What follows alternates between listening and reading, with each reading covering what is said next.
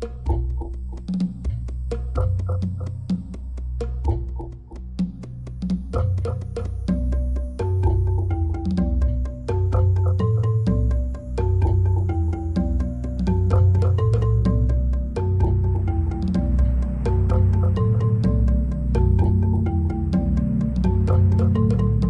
I say anything else, I made a mistake. In my previous recording, I mentioned that this is actually the episode Rising Star. This is not. This is Sleeping in Light.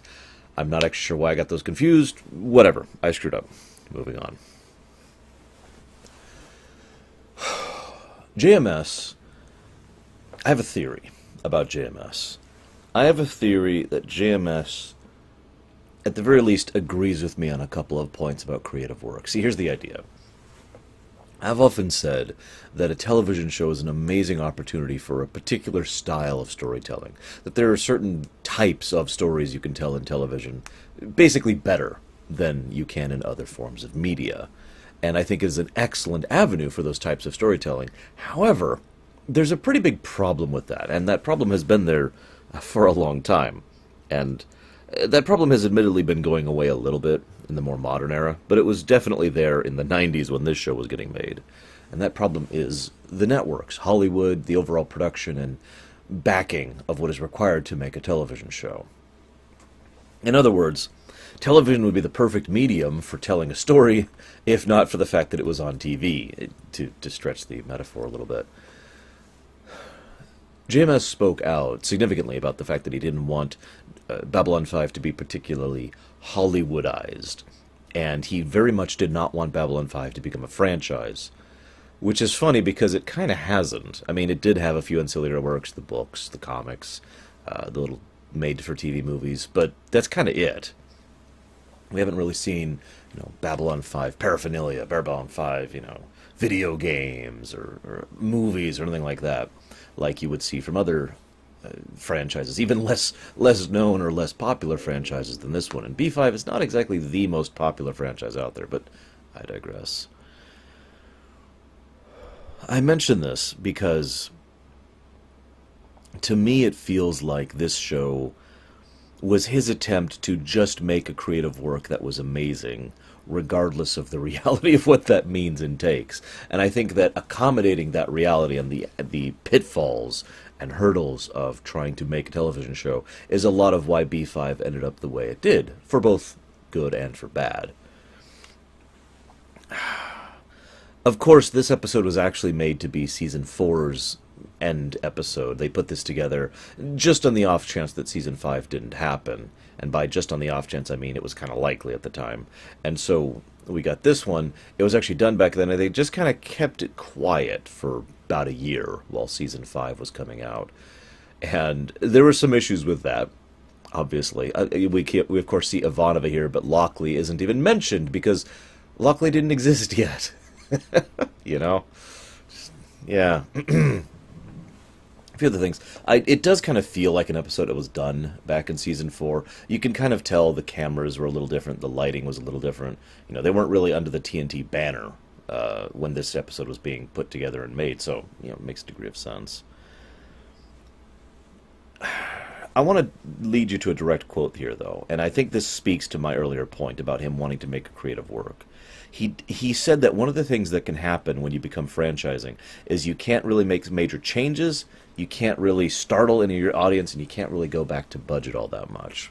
You're limited, in other words. And he's right, within a certain degree of perspective.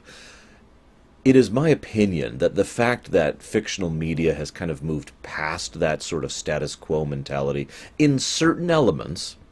I mean, obviously, we still have plenty of people who are, status quo is law and unwilling to move forward, that kind of a thing.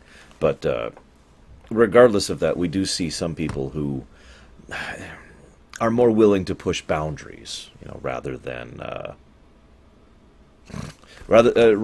just trying to have another episode or have another movie that is the same story or whatever.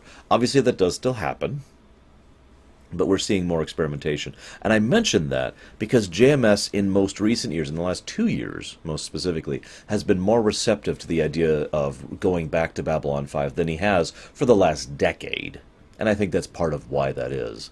Because While JMS is a person just like the rest of us, and I don't want to put him on a pedestal, I do think at the very least he and I agree on one point. That if you're going to make a creative work, you're doing it to make a creative work.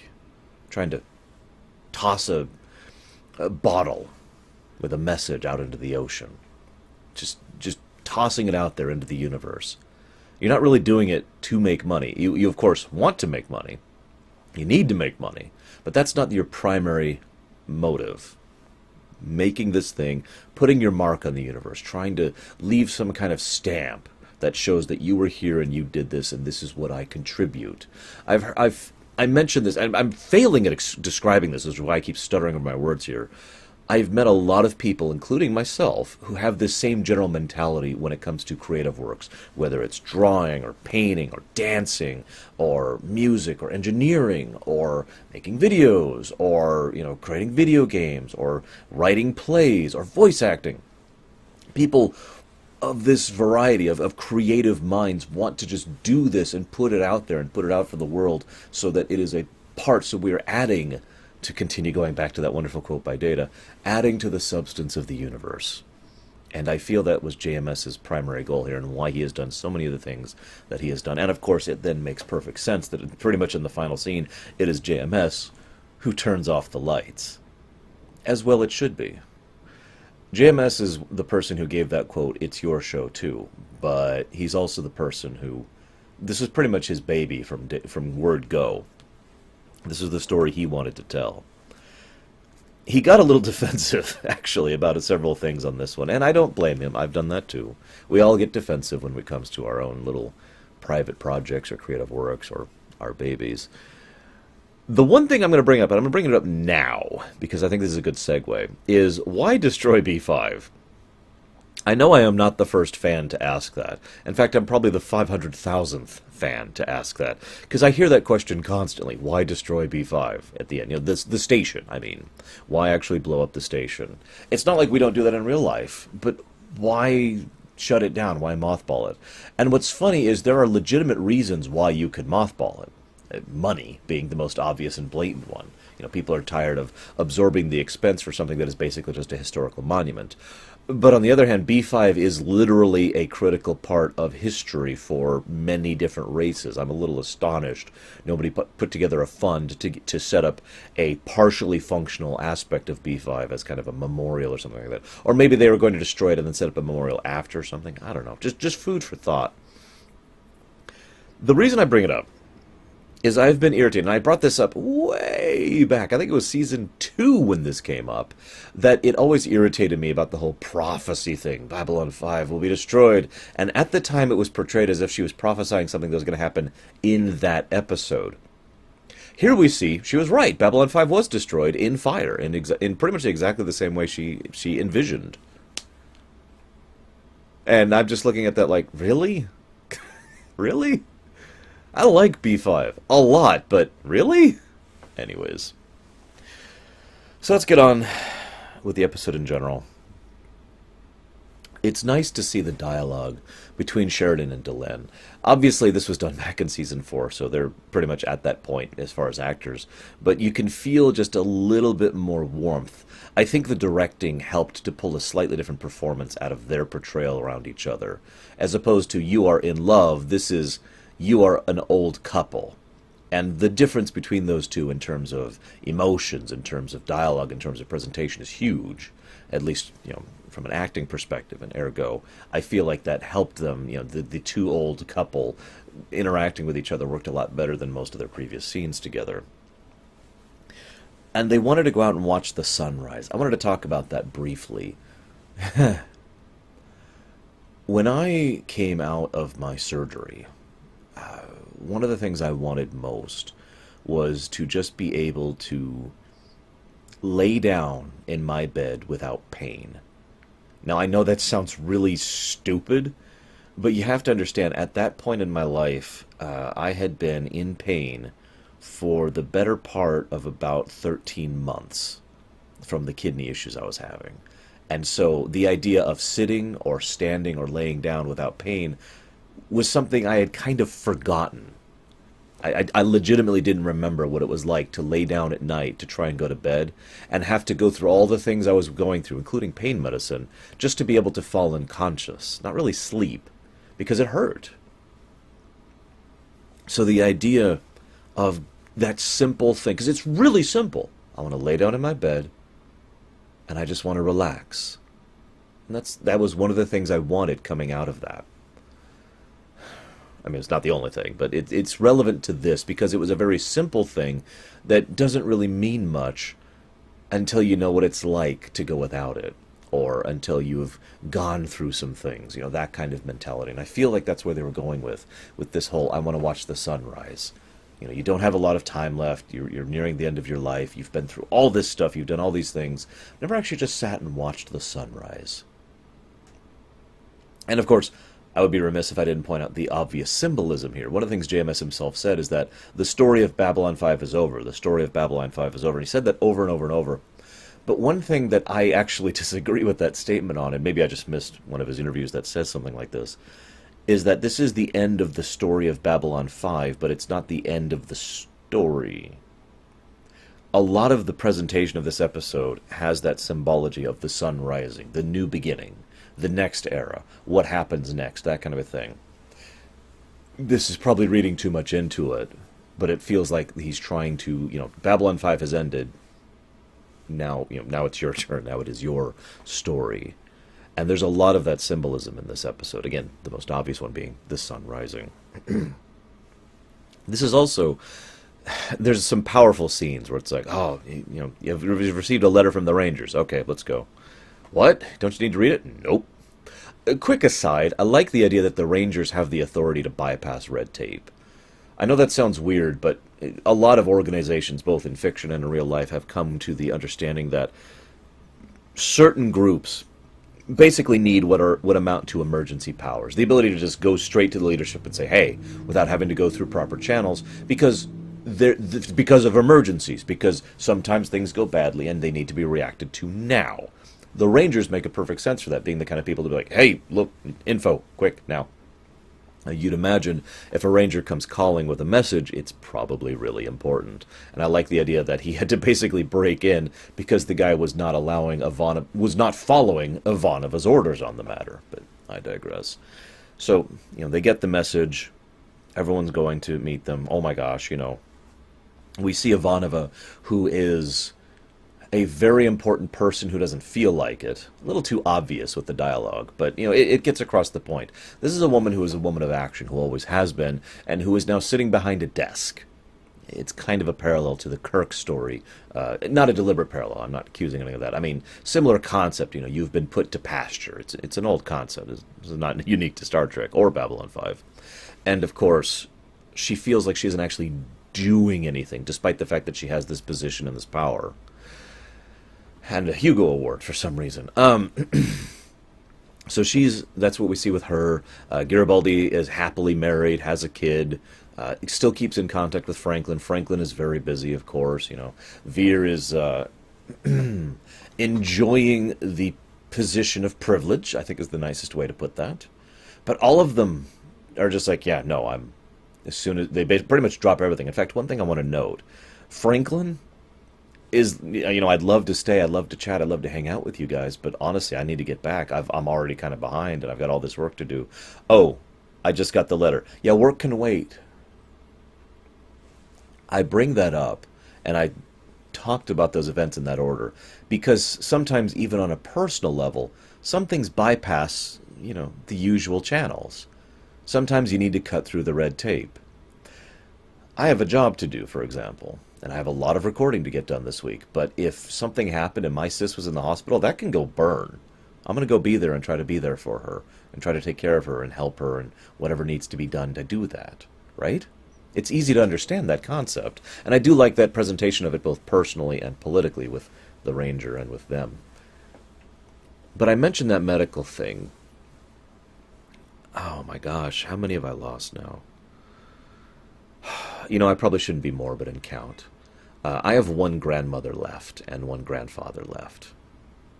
That's the summary. A lot of my family's died from that level up, and it's kind of easy to understand. This whole thing with the Lorian is kind of a sci-fi version of what a lot of us have already gone through, or may go through someday in the future in real life. You have a relative, or a friend, or a loved one, someone you care about, who is going through some medical issues. And you know that at some point they're going to lose that fight, and you're just waiting for that phone call, or waiting for that letter, or nowadays, I guess, waiting for like a text or whatever.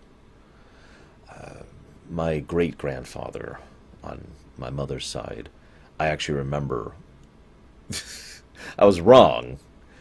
We got a call about him, and I was freaking out. I was like, oh my God, and Mom was like, no, it's okay, it's okay. He's okay. He's still with us. And I'm like, okay. I don't remember the exact length, but it was a matter of weeks after we got that call that we got the call. See, we'd all gotten to see him one last time just prior to that. Within a month of him passing away, we all got to go and see him and visit him. Pretty much the whole family gathered together for it. It was great fun. It was great to see him, too. But I mention this because that's the parallel. That's the parallel to Sheridan. I mean, yeah, he's got alien energy that is invigorating his body that will eventually run out. But that's the way it impacts his friends, his family, is the same thing as if he had cancer, or he had Alzheimer's, or some kind of immune disease, probably, something that is going to kill them. And all you have left is time. So it's easy to understand the mentality and why everyone is so willing to drop everything just to have one last day with them. And then, of course, this is something, I'm starting to tear up a bit. This episode got me. I'm not going to lie to you. Something I have also experienced before is someone who is dying telling, everyone, not just me, I was just part of the crowd, telling the assembled family, I don't want you to be sad. I want this, this is our last day together, or this is our last event together. Let's talk, let's be happy. Let's have this be a celebration. And we see that dinner scene. And Sheridan wants that exact same thing of those people. And so they all gather around and they're all talking and laughing, sharing stories. And of course, Veer has to be the one who brings everyone down, right?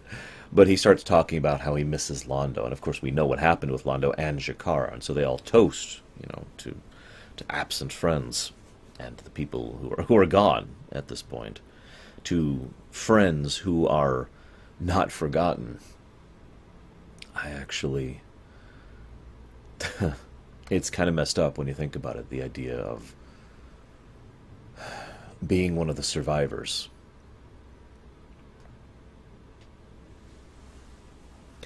Quick aside, it's nice when Franklin, gives the official news to Sheridan, even though Sheridan already knew, even though we already knew. Franklin gives him, you've got a couple days left.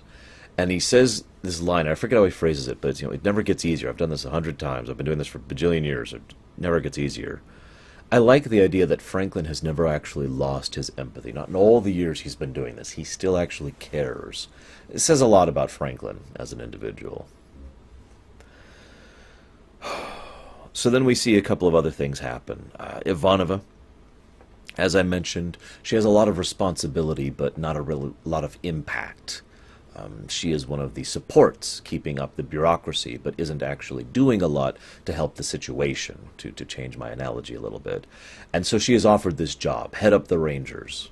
And she says she has to think about it, but that is such a perfect fit for Ivanova and for her, the conclusion of her character arc, to not be put back to pasture, to not go home, to not sit behind and couch a desk, but instead to actually get out there and do something, which, again, it kind of parallels the Kirk story arc there of, no, I'm going to get out there and I'm going to do something about this and try to make the galaxy a better place in the presence of so doing.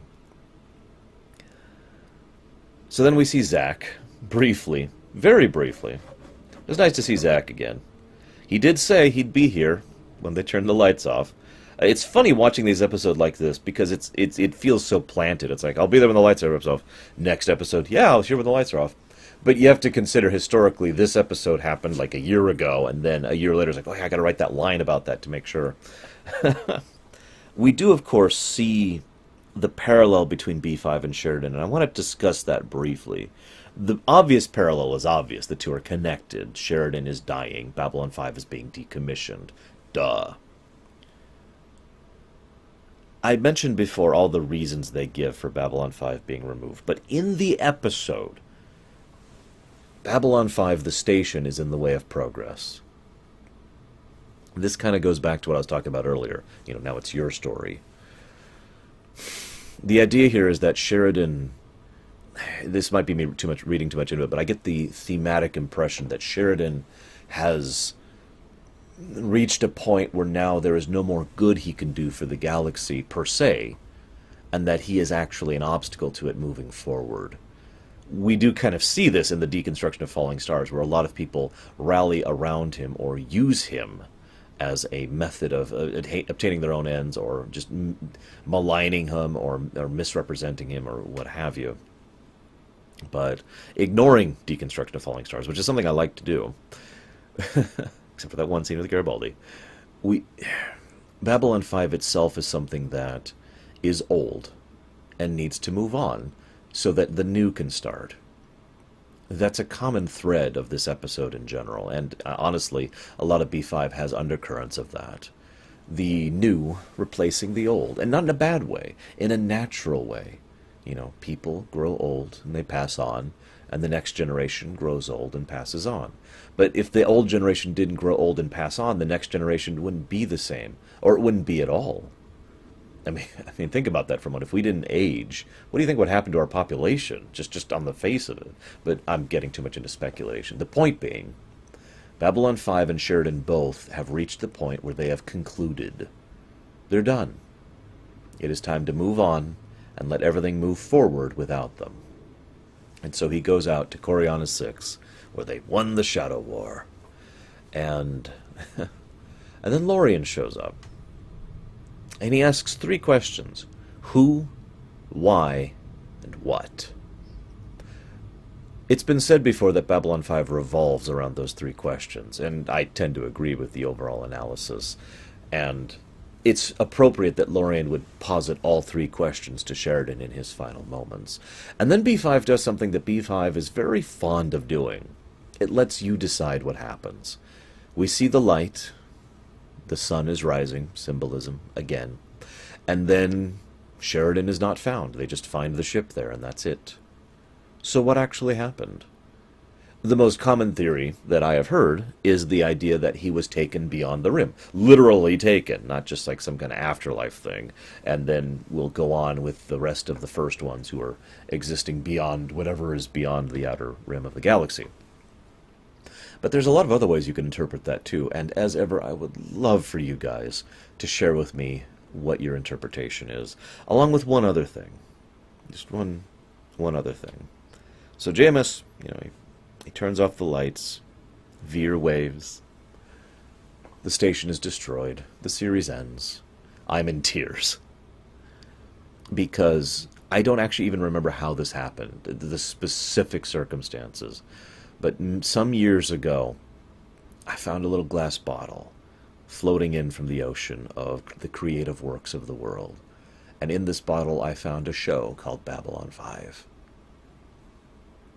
And wow, I'm trying really hard to hold it together here, guys. This show hit me.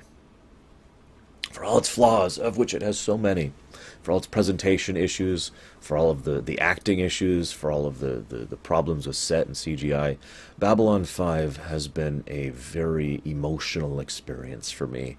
And I have deeply connected with this show. And going through this show for the Ruminations has been very powerful and has left its mark on me. And none of that would have happened if I just hadn't happened to find this bottle sailing on the waves. And that's the other thing I want you guys to share with me, if you'd be so kind. How did you come across Babylon 5? What brought it to your attention? What was the thing that made this creative work come into your sphere, onto your table, or onto your radar, or whatever analogy you want to use? Because, as I've said before, Babylon 5 kind of got extremely lucky to get made at all, and then to have the continuation of the production, and then to get elongated thanks to TNT, and to get spread thanks to TNT. And if it wasn't for all those factors, that amazing coincidences of luck, we probably never would have had B5, or worse, we never would have even heard of B5. And it would have just been another one of those bottles out on the ocean, never to be found again. It's weird to think about it. I wish I had something more profound to say, but unfortunately I am not Jakar. All I can say is that it has been a delight and a treat going through this series with you guys. I have wanted to talk about this show for a long time, and I can't believe I've actually managed to make it all the way through my second series for the television Ruminations. And tomorrow, or next week, I'm not sure which it is, there will of course be the finale video. But for now, all I'm going to say is that